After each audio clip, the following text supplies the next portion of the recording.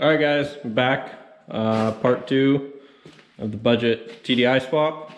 If you saw the video, the last video, I actually ended it off because I was waiting on parts. And then as I was editing that video, parts showed up. So here we are. Got the new coolant flange. It's a lot smaller than the original. Original has the coolant glow plugs. Apparently you don't need those. I don't know exactly how well they work, but got that on, got the vacuum pump on. Vacuum pump's a little bit bigger than the coolant flange. Coolant flange shouldn't be a problem because of how the firewall is right here. I already went ahead and clearanced the firewall. I think that'll be enough.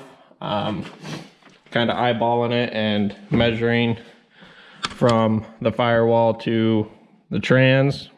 Trans is down a little bit, but should be enough clearance. So that's all set. I trimmed out that exhaust stud on the turbo, so the starter will clear.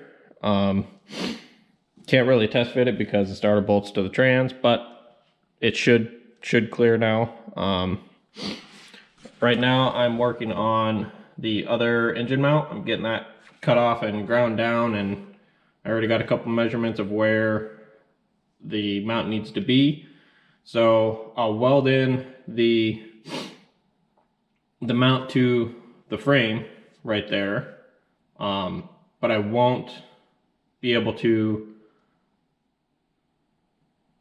finish the mount until the engine is back in and I can line holes up, get measurements for the holes and everything where I'm going to mount it on the engine. So that's where I'm at right now. I'm going to do a little bit more grinding, cleaning up on that area, and I'll get a plate welded in. My thought is just a plate welded right there, and I can drill a couple holes in it and mount my hockey puck right to it, and then I'll have an angle piece bolted on the other side of the hockey puck, so the hockey puck's sandwiched in, and then it'll bolt to the engine. So that's my thought. I don't know how well it's actually going to work, but it should do the job for a little bit at least to get it going. So I'm going to get back to it, and I'll update you as I go. So what's up, guys? Once again, I'm sorry. I am horrible about picking up the camera. I just start working on it. It's been a while since the last clip. I had a couple customers' cars that I need to take care of. Now I've got a couple days before the next one shows up, so I've been working on the Toyota. So I have the engine mounted in place, both engine mounts done. I'm not a huge fan of this side, but it'll work. It's not going anywhere. So my next issue that I've been taking care of is starter and exhaust. I don't know if I mentioned before, but I took the flange off of the exhaust for the Jetta that this engine came out of. Cut the exhaust off, and then making this exhaust, I pulled it up as high as I could on the flange to still get decent flow. So there's not really any restrictions from the pipe to the flange. But I had to go to a smaller pipe because I couldn't get the starter in with the 2.5 inch pipe that I was trying to use. So I had to do some modifications to the starter and the pipe. I was messing with that for a couple days. I got it good enough to get the starter in. I'm still not 100% pleased with it because it is super close. to the starter. But it's gonna have to do until I come up with a different idea, or if I can find a mini starter, one that's quite a bit smaller than the factory 22R starter. But I have had no luck finding a small starter. I know one of the kits comes with a what they call a mini high torque starter with the adapter plate, but I don't know the actual dimensions of the starter, so I can't find just that starter. It has to come with the adapter plate. So I'm doing this for now. We'll see how it works, see how the heat affects everything. That's why I wrapped the exhaust in the heat, because we got the brake lines and the fuel lines right there. I'm gonna try to use the factory fuel lines and just tap into the filter, the factory Volkswagen filter. I can't reiterate this enough. This is a huge budget build. I'm trying to use as much of the parts from the Jetta as possible. So if I can find a good place to mount the filter and still use the factory lines for the most part and just extend from the tank to the filter, probably put in an inline pump just as a precaution. I've heard you don't need one, but I don't know for a fact. So I'm going to just tie into the pressure and return line from the truck into the factory Volkswagen filter. And then, like, I've got it just sitting here. It's not exactly where it's going to be, but so I've got those lines from the Jetta mounted up to the injection pump. So I'll see what I can come up with, run the lines somewhere around to this filter. But that's basically where I'm at right now. I still need to do the belt setup. I still have to do some more research on that, see what I can do for that. But the exhaust is done. I feel like I've got enough room between tire and the exhaust. It is still IFS, so it doesn't flex all that much. I'm not going to be wheeling it. It'll be basically a hunting truck and somewhat of a daily driver. So it's not like I'm going to be doing any crazy wheeling. That's why I was trying to keep it IFS, because I've already got it geared for the 33s.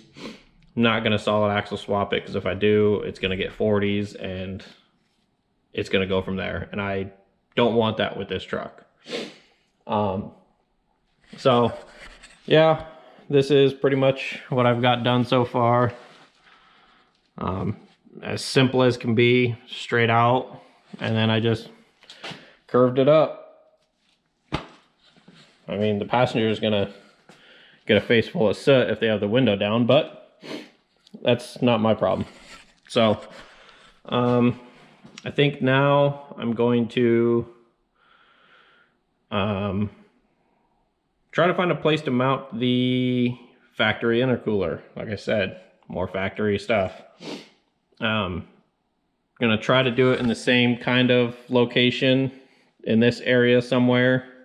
You know, the battery's still gonna go here. So if I can mount it, if I can cut that part of the body out and mount it there. Like I said, it's not gonna be flexing a lot. I'm just worried about like rocks and stuff. Might build a little guard for it or something, but I'm kind of thinking right in there somewhere, so it's close to the turbo, so it's easy to run pipes. Yeah, the vacuum pump is pretty tight, so the engine will have to come out if I need to replace the vacuum pump, so that's not going to be fun. I got the new coolant outlet thing on the back. This one, It gets rid of the glow plugs for it, and it's a lot smaller, so it'll fit back there.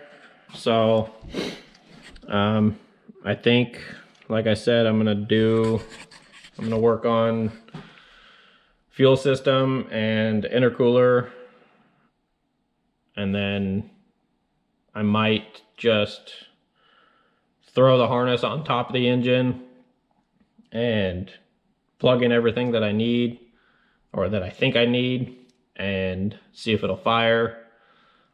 That's probably going to be a while from now, but I'm trying to get as much done as I can before I get more customers coming into the shop. So, but just throw the harness on top of the engine, plug in everything that I need, and see if it'll fire, and then I can go through and try to route the harness how I want, cut out what I don't need. Yeah, so try to keep you posted as much as I can. Yeah. So I guess like I said, I'll probably start working on intercooler or fuel system next. So I'll try to keep you guys informed, and then hopefully I can get this video out soon for you so I can get started on the next one. Hopefully the next one or two, maybe it'll start. I just want to get it started, and then I'll probably work on cooling system and stuff like that. But I just want to make sure that it runs and everything before I tidy everything up. So yeah, let's keep rolling. All right, guys, so it's been a few days, well, probably closer to 2 weeks or so, since the last clip that you just saw.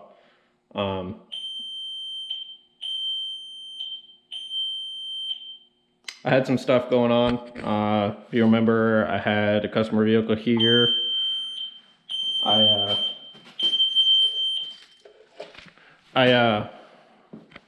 got that out of the way. I had a couple other customer cars. Sorry, shop's a mess. So the last couple days I've been tinkering with this. I still have a long ways to go. I just have fuel lines ran, half-assed. Obviously no radiator, no intercooler piping, none of that. I just wanted to kind of go through the wiring harness. You can see how much of a mess that is to deal with. I didn't know really where to start on it. So I wanted to, and I didn't know what was done to my donor car. I know it had more power than stock. There were a couple things that were deleted, like EGR, the N75, stuff like that. I had no idea if it had immobilizer delete or not, so I wasn't sure if this was actually going to work. It still might not have the immobilizer delete. I wanted to run it this way to see if I could get it to start. I'll have to mess with it to see if I can get it to run on just the Toyota stuff, or I'm totally fine with running the Volkswagen cluster and the Volkswagen key. To me, it kind of acts like a anti-theft in a way, to have the Volkswagen key and the Toyota key to start it. Yes, I know that's a lot more stuff to go on, but like I said before, it's a budget build. Looking for simplicity to get it driving right now. So I'm sorry I haven't kind of gone through the process of what I've really done. I thought it was kind of boring. I just kind of hooked up some of the wiring that I knew it needed. And I believe last time I think I showed you the exhaust. I got the other mount done. So it's sitting in there properly. I still need to add a couple bell housing bolts. But other than that, it's set in there. So I actually, hold on. I don't know how to explain this. I got a big accomplishment today. So I'll set you down and show you what I got done.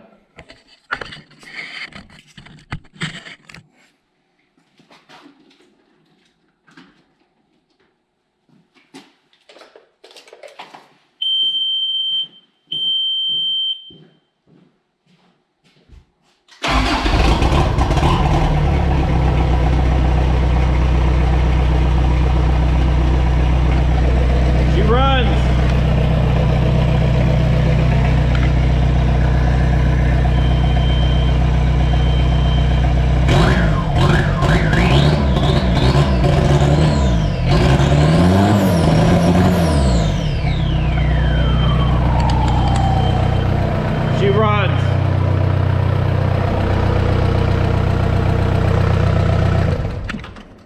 Now I gotta get out of here because it's too smoky.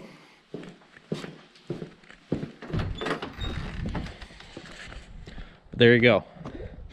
Sorry I didn't take you along on the whole process of that, but it was kind of boring and I was getting really irritated with the wiring, trying to figure that out. But from now on, I'll make sure that I have you guys have the camera on so you guys can see what I do from here on out. Next will be going through the harness and deleting what I don't need now that I know what it needs to run, so I can delete out everything else, cut everything else out of the harness and minimize all of that. So yeah, basically first start. I just got it started maybe 10 minutes before I picked the camera up. So yeah, super stoked. It's getting there. Thank you guys for sticking along, and let's keep going on it.